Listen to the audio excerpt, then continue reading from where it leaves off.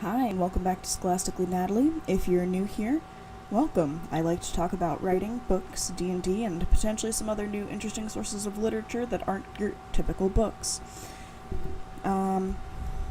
So if you are enjoying this video, please leave a like. If you're interested in hearing more from me, please subscribe. That would make me pretty happy, possibly make my day. This is going to be kind of a more chill, laid-back video. I figure, since Wednesday is like an unofficial official release day, we can have kind of like a chill chat and talk about character sketches, because they may not be something that's focused on a lot, but they are still pretty useful just for you as a writer. So I like character sketches because they allow you a really good time to think about like how you want to present your character, or what they look like, or even how they might appear to somebody else upon first meeting. If you watch the Orchard Wars talk about how I was writing the Jean piece, well, that is pretty much a character sketch. It's a character sketch of Jean. And though you are viewing it through the lens of a different character's eyes, you are seeing her physical description and her life, right? So what you can use a character sketch for is, if you're interested in like developing a character, what you want to do is ensure that you know either what they look like or how they present themselves to other people. So you might know all their dirty little secrets and all these things they don't want to talk about and what they're ashamed of, but then you have to figure out how those things inform them as a character. Like, to somebody who doesn't know their background and their backstory the first time they meet them, what are they gonna think, right? My fiction writing 1 class in college, number 1, love that professor, thank you, 10 out of 10, would take again. The most supportive class I've been in for writing. It was amazing. And honestly, when, I was an aspiring educator, that was exactly how I wanted to have my class act when in writing. That was what I would love to do. But the first thing he had us all do to kind of like introduce us to each other and like our writing styles is write a character sketch. None of us put our names on them. We all emailed them to him, and he numbered them all and put them all out printed them all on sheets of paper, and basically we all complimented them or talked about them or discussed different interesting things that people had presented and what grasped our attention out of what the authors put in front of us. Because you already know things, so you reading your own writing, you will pick up on things that the other audience won't know. So then things I do, and I apologize here to my friends who were living with me and or hanging out with me a lot during fiction writing, because they were forced to listen to me read them out loud 12-page stories. But the best thing to do is to read it out loud or have somebody else read it, so that they can say, hey, why did you mention that? Hey, I didn't pick up on this thing when you're talking about it with them. I do that to my friend the Alan Arthur account on Tumblr. If you didn't know, we are doing a Hotalia collab, but I will read out chapters to her, and as I'm reading them out loud to her, I'll go, oh, I used that word twice. Oh, that word's right above the other word. I shouldn't use that there. And like, it's a great way to look at your own writing and your own descriptions and make sure your sentences make sense. And then it's great because then you have somebody else sit there and say, hey, I didn't pick up on that detail you put in. Hey, I thought that this character was going to be doing that. And you're like, oh, but they were. And they're like, I 100% didn't pick that up. Anyways, this is all a very long talk of, hey, before you start writing about your character, you want to make sure you know who your character is and how they're going to act. A character sketch is a great way to get like a brief look at like their personality or like how they present themselves to the world, as I've probably already said. For me, I like point of view when you're looking at somebody from the outside. That's for some reason that's always like my favorite part of reading fantasy adventure books, is when you're having a third person point of view looking at your characters, like when they're like accomplished like adventurers and like they're famous and they're like, huh. For me, that feels like a weird inside joke with the book, and it makes me really proud of the characters I'm reading about. So I don't know, that might just be a me thing.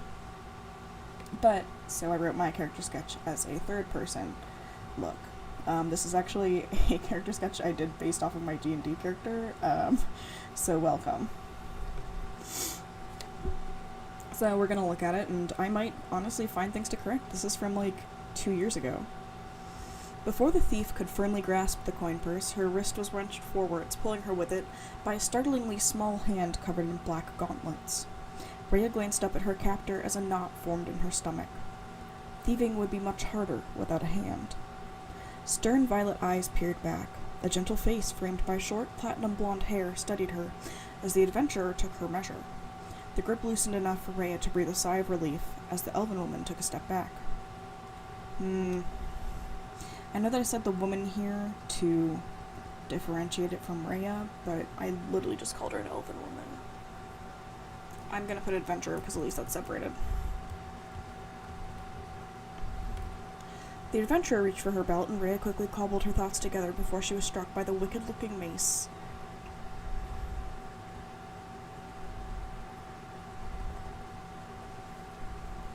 on her hip. We don't need to say other hip. We don't know what's on the first hip. No, wait, I'm just trying to feed my family. I see, the elf replied, reminding Rhea of the chime of a glass bell, clear and sweet. A large smile stretched across her lips. She used her strong grip to turn Rhea's arm over, placed 10 gold coins in her slack hand, before her fingers were folded over them. As she leaned down to do so, Rhea caught the sheen of gold beads wound through her hair. A glimpse through the gap in the armor around her neck showed the edges of a dark tribal tattoo in a style Rhea had never seen before. From the numerous weapons scattered along her belt, the shield, plus the lack of luster on the armor, Rhea knew that despite the gentle face, this was a woman who had seen many battles, and perhaps even won most of them. She barely felt the release of her wrist as the adventurer turned to walk away, scrambling to find her voice before she faded out of sight. She had to pass on the word about this easy mark. Wait, what's your name? I'm Evanaria. So, this is mostly a description of the physical appearance of my D&D character, essentially. At that point, I think they were level 16 or 17, so my high-powered D&D character. But I am showing you a bit of Rhea's personality as well. She's not my main character, but I like getting this sort of inner thought process of how an outside character thinks about the main character. So she's viewing Evanaria, the elf, as a person who's easy to trick, who would be a good person for everyone to try to rob. What I am not telling you in this scene, and what I would probably tell you more in later scenes, is that because my D&D character would at this time have a passive insight of 20, she would definitely know what this woman was doing and that she was lying to her and just decided to be nice. And I made a lot of mention of things that, nobody else would get except for me. For instance, the sheen of gold beads wound through her hair. The first time I was designing my character, I was like, hey, DM, I want my character to have one of those, string of beads that wraps around their forehead and, dangles, around their ears with my god symbol on it because she's a cleric and that's her, focus for her magic. And then the edges of a dark tribal tattoo. My DM decided that when you used Revivify on somebody, your god's symbol appeared on them to bring them back to life, and this was me being resuscitated by our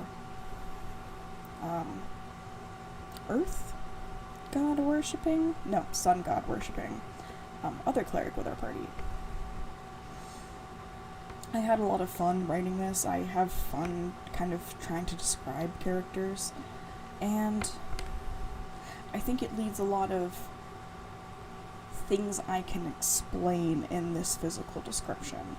I'm saying, hey, look, this person's been through a lot of shit, this person's been through a lot of adventures, clearly they know how to fight, clearly they are strong. But here's also, nobody knows that. Or as our DM so lovingly told us, you're all intimidating because nobody knows anything about you and you can do magic. And to me, I don't know, I did really enjoy writing this. There were so many good character sketches from our class, and I wish I could show them to you. But personally, I think writing, this was supposed to only be a paragraph, by the way, but just writing a short paragraph, a short 2 paragraphs about your character, or like looking at your character, how they act, and just ironing out all these details you want to have that you know you're going to specifically reference. You don't even have to use those specific paragraphs or the things you're writing, but just to iron it out in your mind is so nice. Because sometimes I find myself reading things and I'm like, you really didn't iron out like your main character, or you didn't spend time thinking through your main character's eyes. And sometimes that just becomes readily apparent. Like, when I'm reading The Hate U Give, clearly Angie Thomas spent quite a while in her main character's brain. When I'm reading Frankenstein, Mary Shelley has spent a crap ton of time in Frankenstein's brain, and she can express them and their appearance and their view on the world in a way that seems natural. But I've also slogged my way through many a fan fiction where people don't develop naturally, where people will say one thing and then the character will do another and it's never acknowledged, or things are never properly thought through. And yeah, sometimes it's just a sign of a beginning writer. Like, you don't become a published author like right off the bat. You have to take time to like figure out your characters and what they want. And like, I've seen that, and even in reading in my fiction writing class and my creative writing classes, like, people haven't quite thought through their characters, or they don't know quite what they're trying to express. One person in our fiction writing group, she wrote such a wonderful story. I don't even remember what it was about right now, but and she just sunk you into the perspective and the mind of her main character, with even how she was looking out the window and what she was comparing things to. Because you have to sift through metaphors. Like, if I want to immerse you in my D&D universe, I can't be comparing things to, like, modern concepts. I have to compare them to things within the world in a way that you, the reader, who might know nothing about D&D, will understand, but also in a way that you get what I'm saying. And it can definitely be difficult to do, but sometimes it's the most rewarding reading experience and writing experience, because later you get to look back on that and you're like, wow, I really did do that. But I don't know. Hopefully you guys kind of get what I'm trying to say about character sketches. I'm trying to remember the exact details, but I did make an assignment about character sketches when I was doing student teaching. So I want to see what I had that to see if I could give you guys any sort of good advice on how to write a character sketch.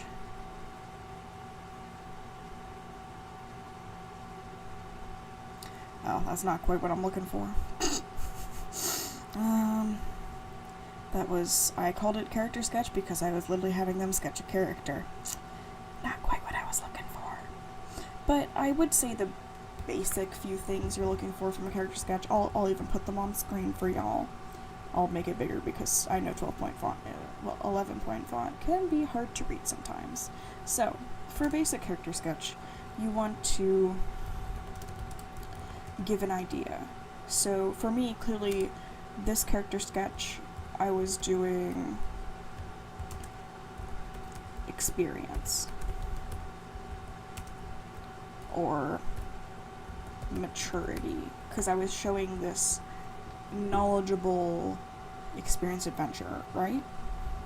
So if you want to express like a young new coming like teenager, maybe you'll have them like be growing out a hairstyle, have some questionable choices. Maybe their pants are a little bit too short, maybe they're carrying like a not cool backpack that they need to replace and they haven't yet, like something like that, where they're still figuring out who they are and their identity. And so then also describe your character either physically or mentally. So you can just give their appearance, because this is a character sketch, or you can put in their frame of mind / like their personality. And sometimes appearance and personality can coincide, but clearly my description of Avenaria is not of what choices she has made to affect her appearance because of her personality. These are things that have happened to her and therefore she has a response to. So if you want to give an idea of the personality frame of mind, like, take for example Luna Lovegood, the things she chooses to wear are what showcase her personality, right? So you can make comments on someone's personality or their frame of mind by what they're wearing. So it's not always just my character physically looks like this. Maybe if you're writing about a really depressed character, like their hair's just in a sloppy bun and they're wearing pajama pants for like the 3rd time this week. Maybe they're like, they have plates piled up on their sink, like something like that, so that you can see how this character is feeling is affecting them both physically and like in their real life, real world experience. And so then last thing is you want to use language that expresses a viewpoint, right? You don't want to just use like super impersonal language that's like, oh, this person wears a t-shirt sometimes. Like, if you're talking about maybe somebody who's super into like 80s bands or like 80s culture, maybe you'll make sure to say that the t-shirt they're playing on is a vintage band tee from that concert that it's referencing, like instead of it just being like this cheap Hot Topic knockoff. Well, there you go, you have her or his feelings on those cheap Hot Topic knockoffs, right? Like, they're not real, they're not proving your dedication to that band, right? So you can give your characters opinions, like some slight breathing room just in a character sketch to give your readers an idea of what they're getting into. I hope that makes sense. I'll make sure to put this relatively short list in the description, and I hope that this was a relatively interesting video for you. I hope that I expressed things well and in a way that made sense, because I know my brain can be strange sometimes. Leave a comment if you enjoyed this kind of like chill talk, or if you'd prefer if I made a PowerPoint every time. Sorry, I'm trying to work on my editing skills, but the brain is slow and sometimes it's very slow. So thank you. I hope you enjoyed watching. I hope this gave you something of an idea, or it has given you some new information, or at the very least has provided an enjoyable background noise for whatever you're doing. And again, if you liked it, please leave a oh, my popcorn got stuck in my throat.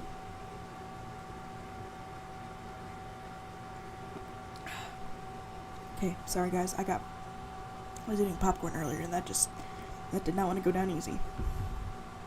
Okay, so if you like this video, please leave a like. If you are interested in hearing more from me about writing D&D and all sorts of kinds of literature, please subscribe. I do live stream on Twitch occasionally. It's either Fran Bow or me frantically trying to write for the Hetalia collab. Either one is fun for me and sometimes entertaining for you guys. Anyways, thank you for watching. Scholastically Natalie, out.